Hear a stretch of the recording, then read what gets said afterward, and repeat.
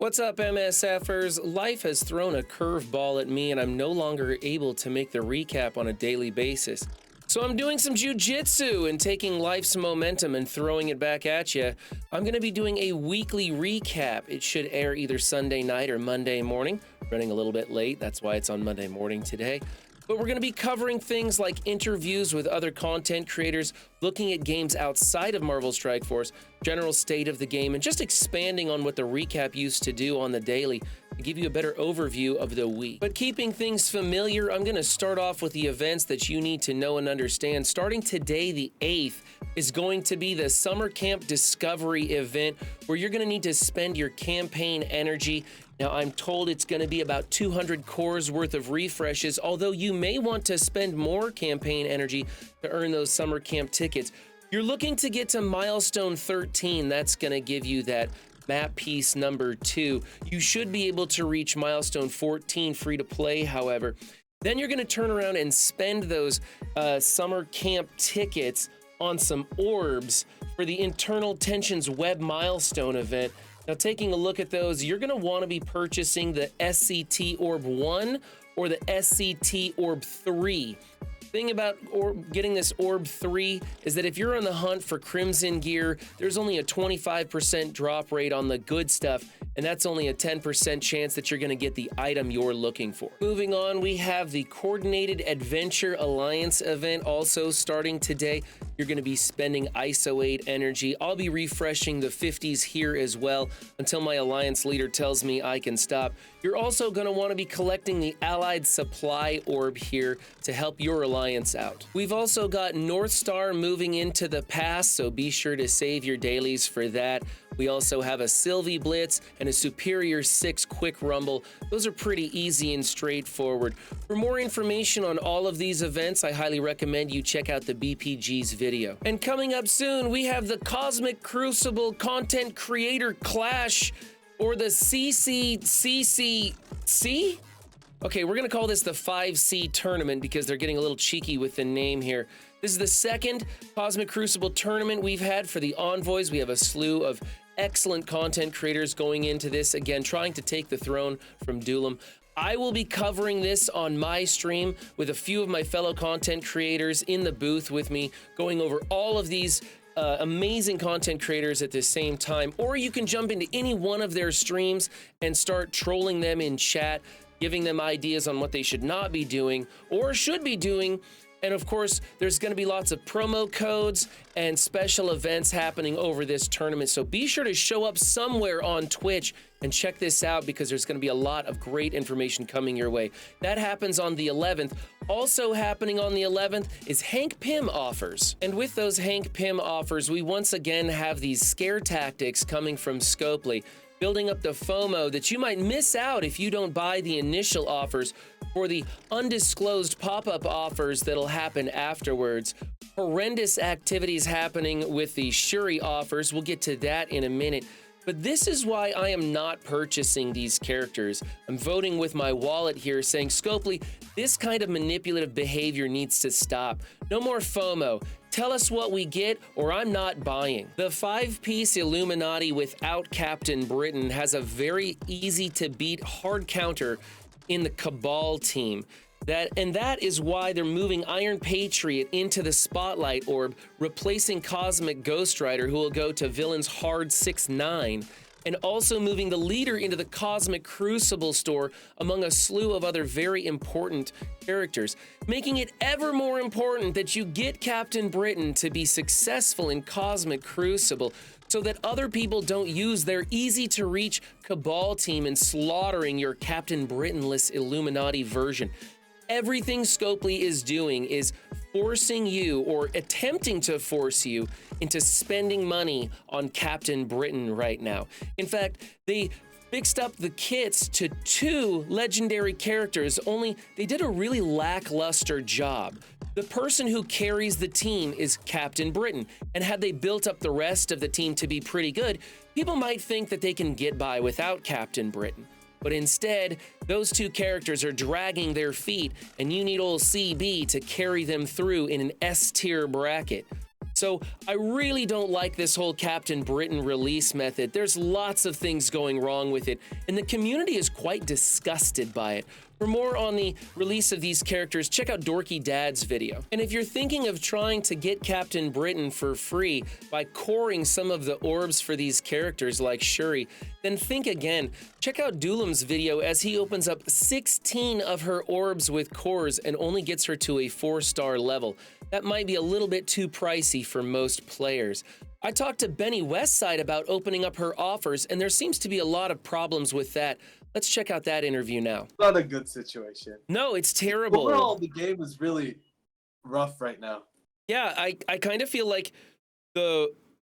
it's worse for the low to mid spenders who like to purchase battle passes and maybe a character release once in a while, but that's about it. You know, that kind of $100 and less kind of spending range, and that are longtime players. Those are the ones that are hurting the worst right now. Would you agree to that? Yeah, and that's me. I'm squarely in the middle of that. Yeah. So you recently had a horrible experience with some Shuri offers. First off, can you explain to me exactly what's going on with the Shuri offers? There's one thing where the Shuri offers are expensive. Yes, that's one thing. They did follow through on their promise that these would have the best value. And dollar to shards, it does have the best value for any character release offer. That is correct. It's just $125 for 310 shards, which is a big ticket item. What happens, though, is when you buy it, there's a pop-up offer that has, it's like one of those bifurcated offers where it's 50 or 100, and it's more shards for Shuri and awakening crystals for Captain Britain. But it's a separate offer. And apparently, it's a bamboozle because instead of the $125, I could have bought the $50 initial unlock offer and then bought the $50 awakening offer. And I would have had less shards, yes, but I could have gotten to 5 stars with the event. And I spent $125, and they said everybody got upset. And then Scopely was like, wait, we're escalating it. Don't get mad. We're going to fix it. Then Wednesday, July 3rd, they escalated it and then discussed it all day. At the end of the workday, like 5:30 p.m., right before a 4-day holiday weekend, they released their solution, which only helped the Krakens who bought Shuri to 7 stars immediately, where they bought all the offers without refreshing the shop. So it was only meant to appease them. If you bought 2 or more offers, then you would be compensated awakening crystals. But players who spent $100, $125 on a single offer were not going to get compensated. And the next day, they came up with a $40 Shuri unlock offer, and that also triggered the crystal offer. The minimum price went down to $90 to get Shuri and to get awakening crystals. Whereas somebody like me who bought the bamboozle offer spent $125 and didn't get awakening crystals. So I'm out $35 and I don't have the crystals. Ouch. What's a solution Scopely could do for a person in your situation? Anybody who spent $90 or more on Shuri unlock offers gets the crystals in their inbox. Do you think that the situation where Scopely is really putting the squeeze on spenders, do you think that there is a case to be made that this is a repercussion of the community asking for a faster character farmability release on these characters? A little bit. I do think, yeah, that it's been on the back of my head, and I feel like they're punishing us after giving us the 4-month farmable, 6-month, 7-star promise. It probably does increase their revenue in the short term, with people doing, people being like, oh, I have to do this. Let me get this. I gotta get Logan. I gotta get Britain. But it's really wearing people out. I see, and tell me if you think this is way out of line, but I see Scopely focusing hardcore on newer players coming to the game. They're trying to get new players in, give them excellent packages to spend on to expedite their path toward the end game, and then sell them all the newest, hottest toys as fast as possible. But once they get those people to the end game, they get those characters sold to them, they seem to not care if they stay or not. They seem to be more on a short-term turnover of new spenders coming into this game, and then end-game long-term and loyal players, they seem to have no interest in keeping them, working with them, giving them content.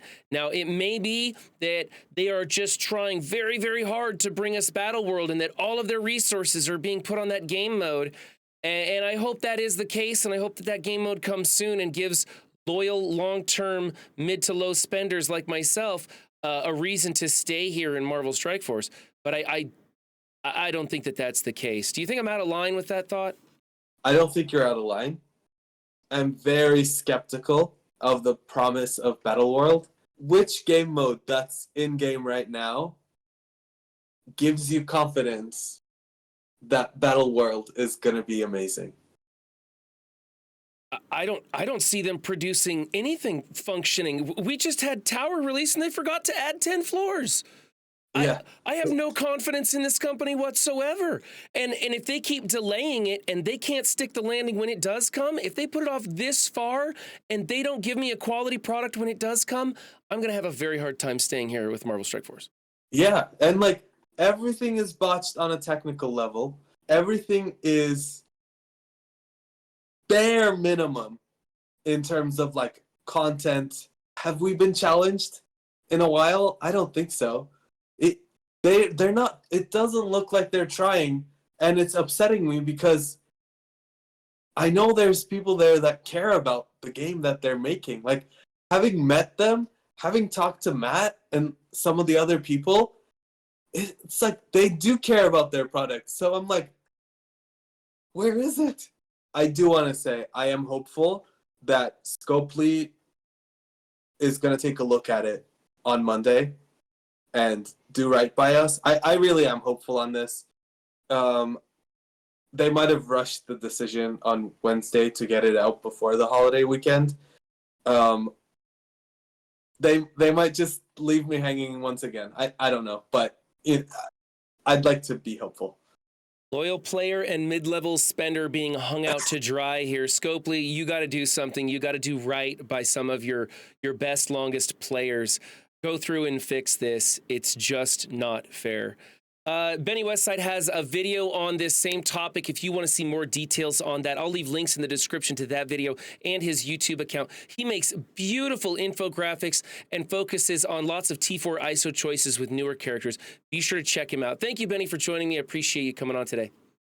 I'd like to go over to Reddit for a quick breakdown of the community's feedback lately on the state of the game in Marvel Strike Force.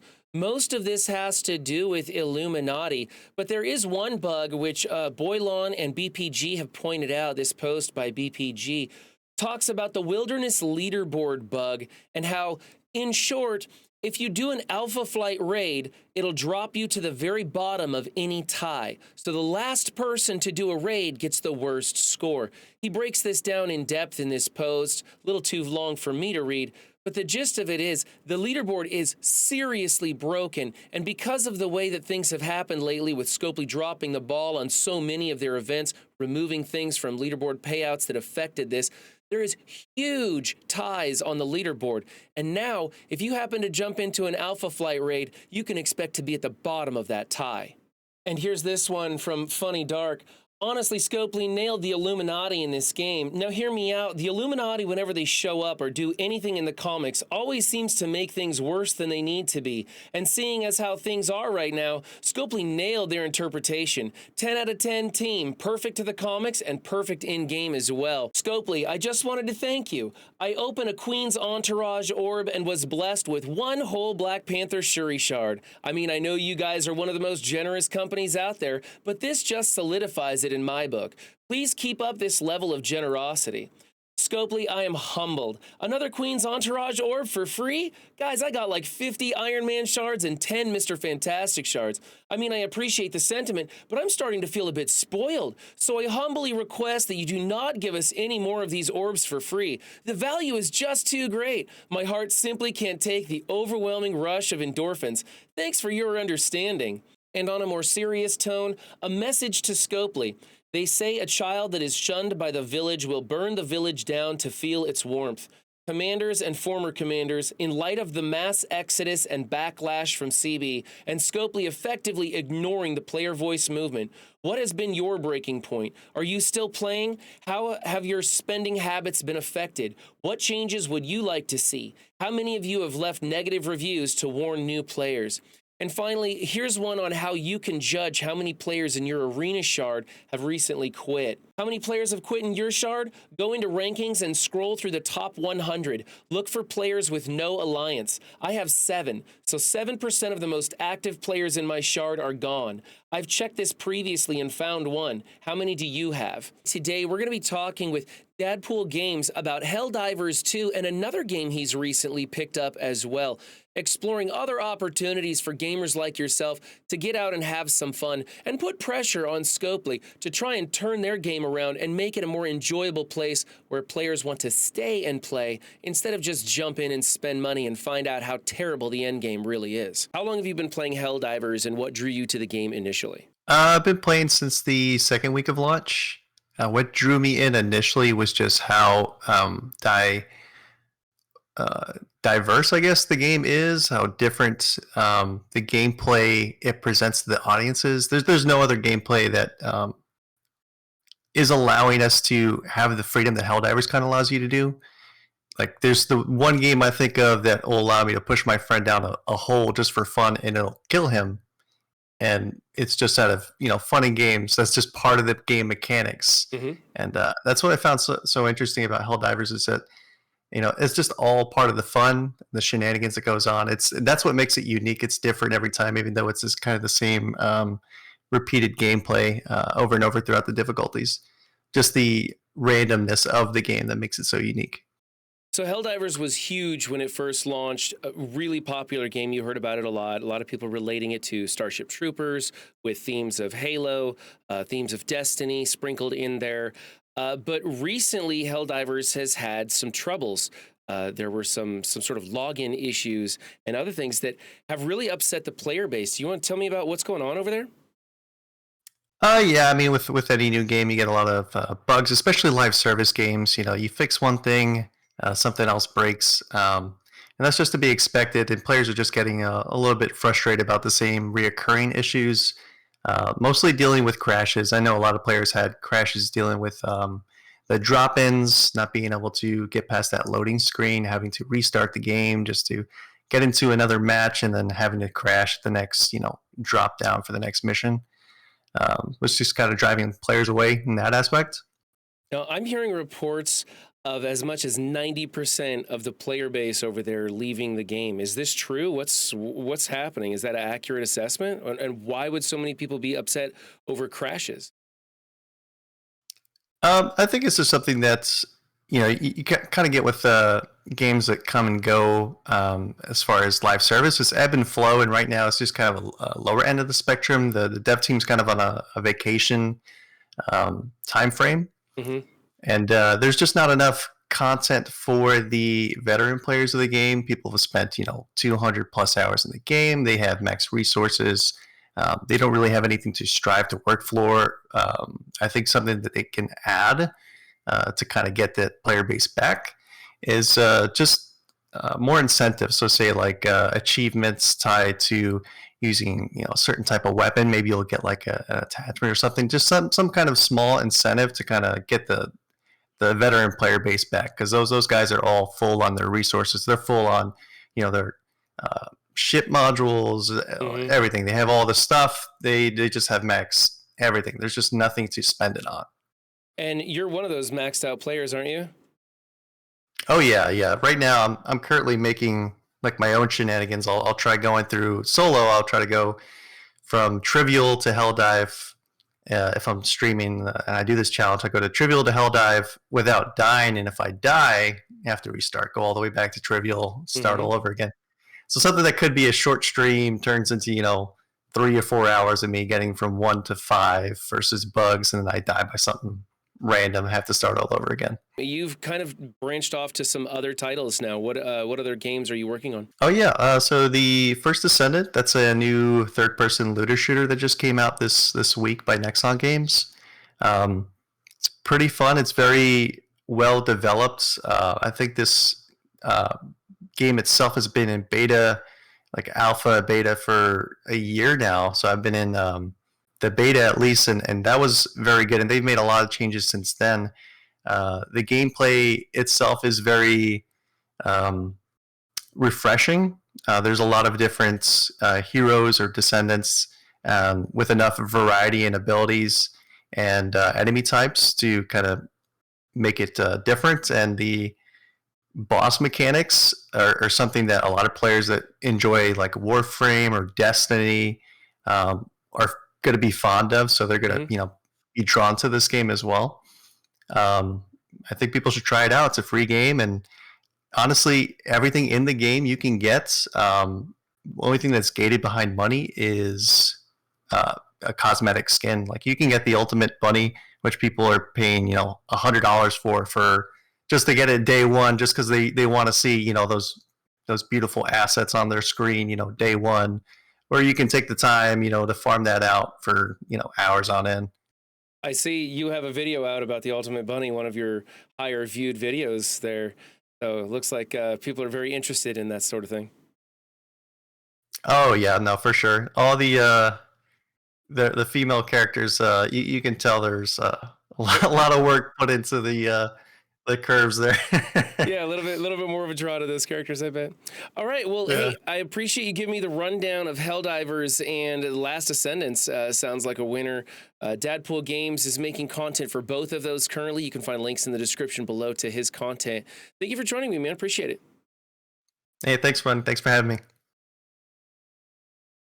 For more of DadPoolGames content, be sure to check him out on YouTube. His links are in the description below. And for everything else, be sure to like and subscribe for weekly editions of The Recap.